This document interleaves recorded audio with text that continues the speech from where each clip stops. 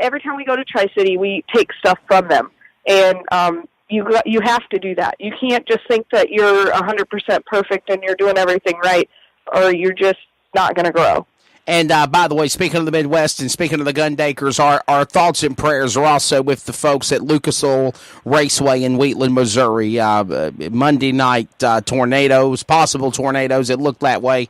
Heavy winds, hail damaging the Lucas Oil Raceway facilities. They're actually getting ready for the Show Me 100, and it completely destroyed the grounds there, and they have made a decision to postpone that event this weekend. And, Ashley, that could happen anywhere at any time. Just ironic that it happened there for the events this weekend.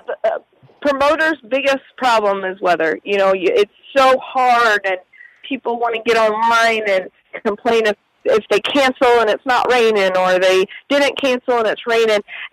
People don't understand that it's harder for a promoter to cancel an event than it is. Like I've done events before where I'm like, I should have canceled. I lost money, but we still did it. Right. We don't want to cancel events. I mean, I know Jeremy and I don't, because it's our full-time job. If I don't have anybody going through that gate, I don't get any money. That's right. For my family. So, yeah, it's hard. I understand, where they're at. The pictures are I couldn't imagine. I hope that they can rebound, and, yeah, all of our prayers are out to them. I'm glad no one was seriously hurt. They got really lucky there. I have no idea how everybody made it out okay. I know there's still some injuries, but God was watching over that racetrack, because I don't know how they made it out as safe as they all did. That's right. I know there was a couple of injuries. Some people were sent to the hospital, but for the most part, and the thing that gets me is that track's out in the middle of nowhere. It's out in the middle of nowhere. Like, if you want to go get a hotel room or go to a restaurant besides that one little, crabby shop, restaurant just down the road from the racetrack, you've got to go an hour or more.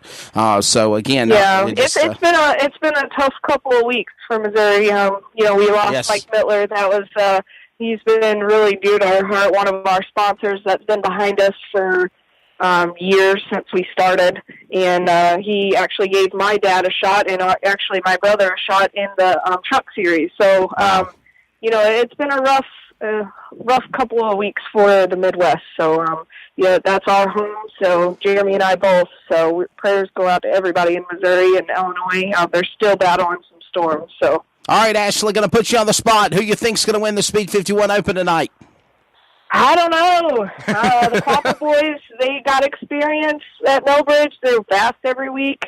You can't turn down Kyle Larson.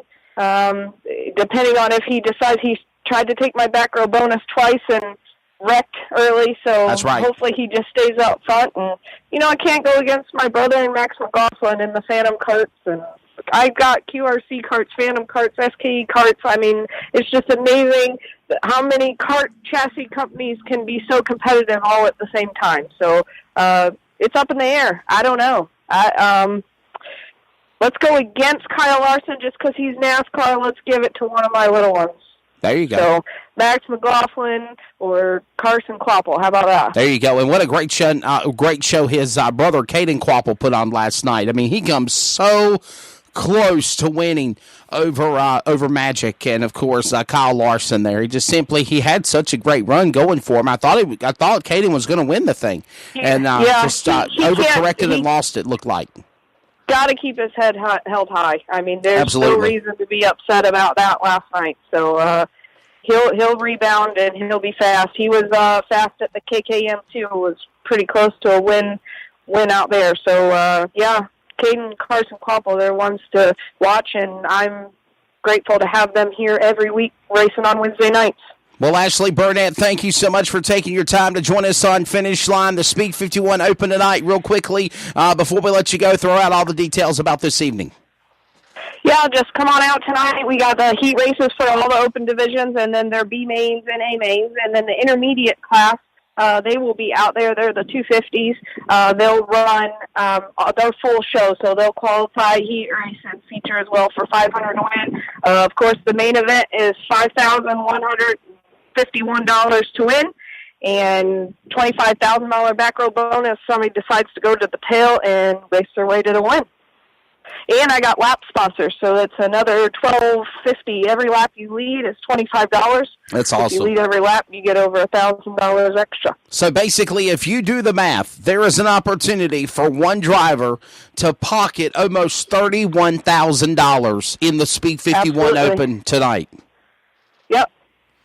And Kyle Larson won this event back in 2016, and for the last 2 years, he has tried to come from the tail to win this race, and always something goes wrong. I talked to him about that yesterday, Young Money, fast qualifier last night. Ashley, again, real quickly, what is the starting position for what position do you start to go to the back? Do you start 20th or 24th or for that big race tonight?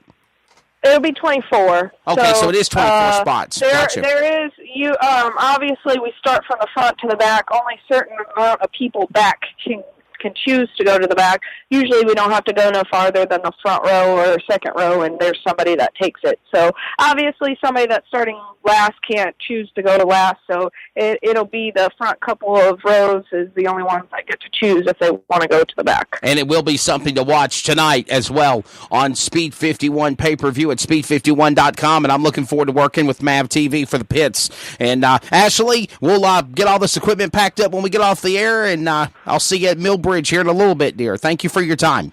Yeah, come on out and like us on Facebook, too. We're trying to grow our Facebook page. I think we're at, we're close to 14,000. So yes, Millbridge Speedway. Millbridge Speedway on Facebook, and they're also on Twitter at Millbridge Racing, RACIN. Yep. I'll see you tonight. Yes, ma'am. Thank you very much. Ashley Burnett, the Speed 51 Open coming up this evening. Remember, nothing compares to being live, and the atmosphere is electric at Millbridge Speedway. Just big kudos to Ashley and Jerry Burnett, what they've done to that facility. I love Millbridge Speedway. I love the finish line. I love Wesley Outland. You guys are great. Come out to the Speed 51 Open. It's going to be a lot of fun. And that's one of the guys behind that there. So one more quick radio timeout, and we're going to talk to Daniel Parker, winner of the Dirt Cup Challenge at Lakeview Motor Speedway, which, by the way, that was also on Speed 51, and it'll be on a upcoming broadcast of Short Track America. Bob Dillner has just got me all tongue-tied. Thanks, Bob. This is Finish Line.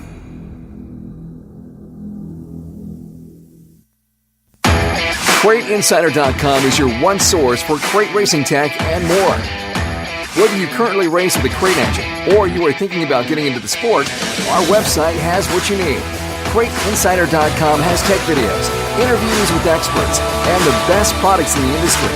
Dyno tested and proven, so we know they are the best products for crate engines. Visit CrateInsider.com today to get on the fast track to victory lane. Hey everyone, I'm motorsports television broadcaster Bob Dillner, and I've been to tons of racetracks across America, and I love racing shirts, and none are any better than Arizona Sport Shirts. They are the official apparel company for the World of Outlaws Craftsman Late Model Series, USAC, the CRA Super Series, and so many more.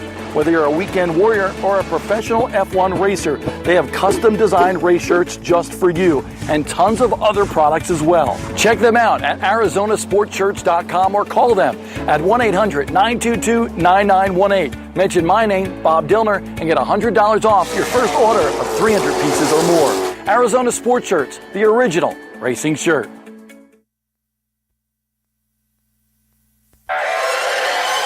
Time to get this cranked up on Short Track America. Dirt or pavement, from east to west. Short Track America features some of the biggest grassroots races around the country. Super late models to street stock racing. If it's on a half mile or smaller track, it's on Short Track America. On MAV TV, Motorsports Network. This is Finish Line.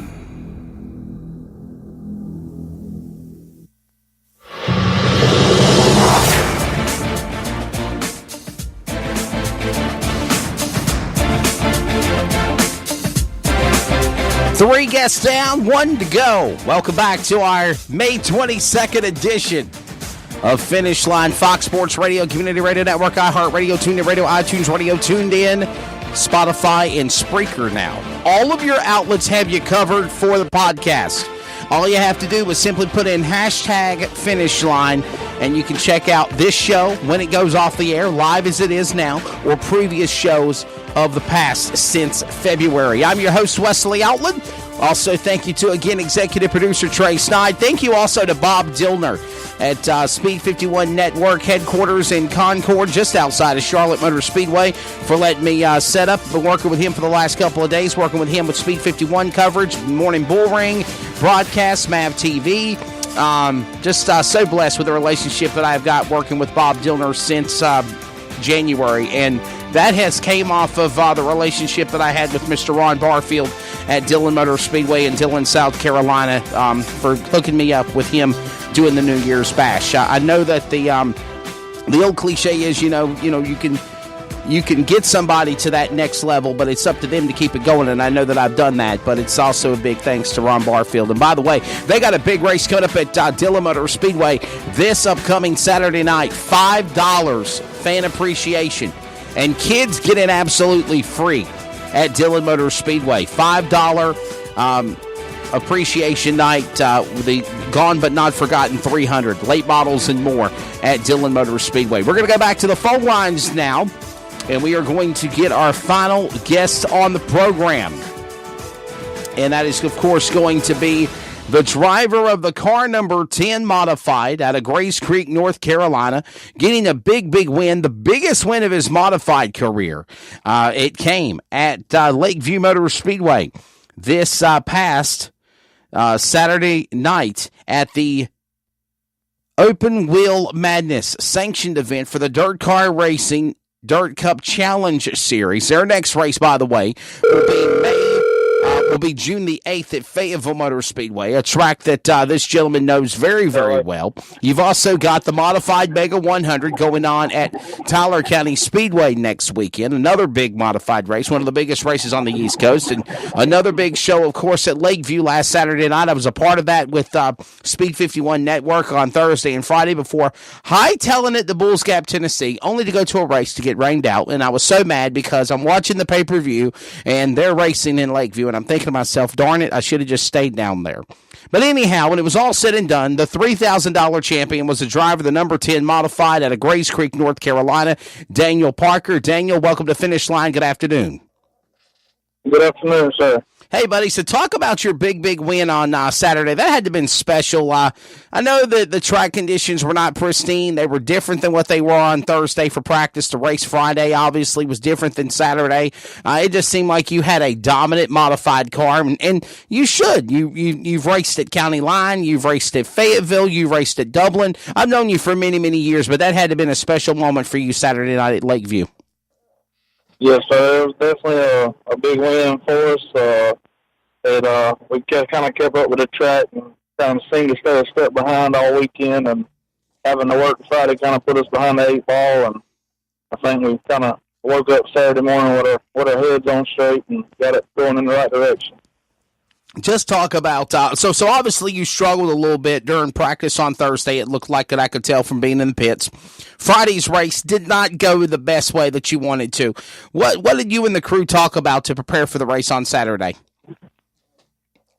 Just doing everything we really don't get time to do Monday through Friday. You know, everybody's got full-time jobs, and we actually missed practice Thursday. Had to work Thursday and Friday, missed practice Thursday, and Friday when we hit the track we were qualifying, and just kind of started what we knew kind of worked and just kind of got behind the 8 ball. And like I said, we just got up Saturday morning and made some phone calls and tried to figure out where we were missing it, and kind of knew where the track was going to go. So that really helped us more than anything. And we've been pretty good there. And when it started to take rubber, so we kind of knew where it was going. And I think Saturday we were able to stay a step ahead.